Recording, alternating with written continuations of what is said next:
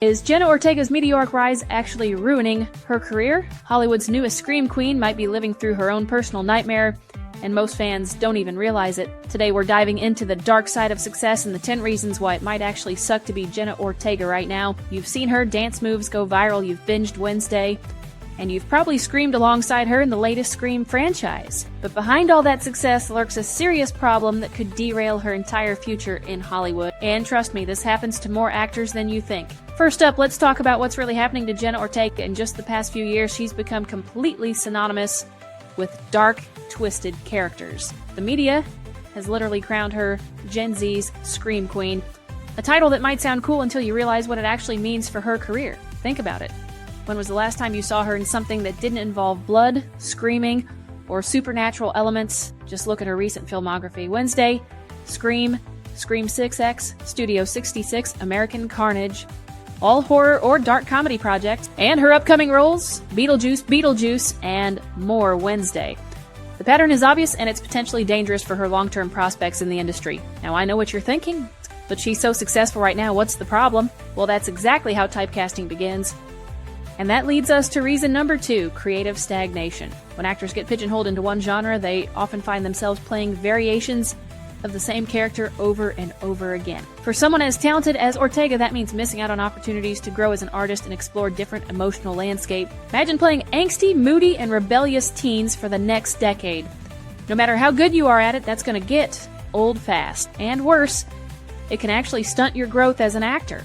You never get to flex those different acting muscles, which can lead to serious career limitations later on. The third reason is about perception.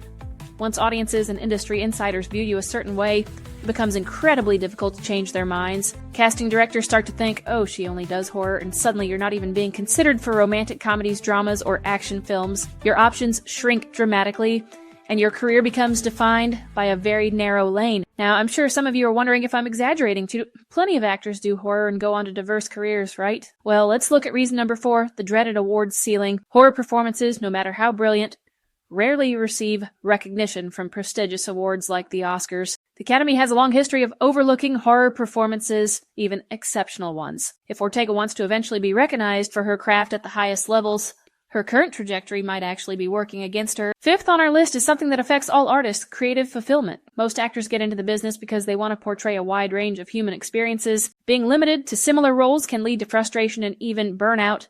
You can be successful and still feel deeply unfulfilled creatively. And that's a recipe for disaster in the long run. For our 6th point, let's talk about the tightrope walk of fan expectations. Once you build a fan base around a certain type of performance, there's immense pressure to keep delivering exactly what they want. Going against those expectations can feel like a huge risk.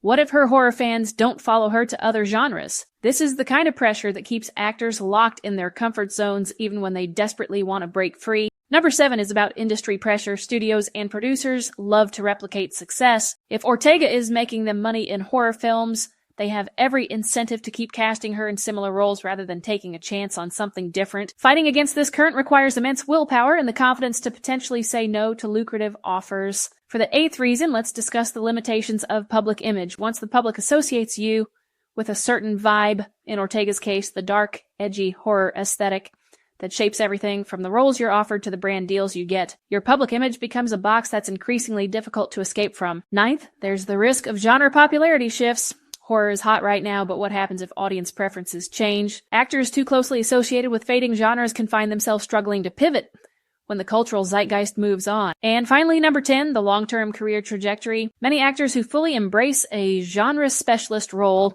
find their careers have shorter shelf lives than those who demonstrate versatility early on. The entertainment industry is notoriously fickle, and pigeonholing yourself can lead to a career that burns bright but fades fast. Now, I'm not saying Ortega can't overcome these challenges. In fact, there's evidence she's trying to diversify with upcoming projects like the romantic drama Winter, Spring, Summer, or Fall, and the sci-fi film Claire and the Sun. Her acclaimed performance in The Fallout also demonstrated her dramatic chops outside of horror, but these next few years will be crucial. Will she follow the path of actors like Jamie Foxx and Daniel Radcliffe, who successfully broke free of typecasting, or will she join the ranks of actors forever defined by a single genre or character type? What do you think? Is Jenna Ortega at risk of being pigeonholed, or am I being too pessimistic about her future? Drop your thoughts in the comments below, and if you enjoyed this deep dive, make sure to hit that like button and subscribe for more unfiltered takes on the entertainment industry. I've got videos on other actors who escaped typecasting and those who didn't, so check those out next if you want to see what might be in store for Jenna. Thanks for watching, and I'll see you in the next one.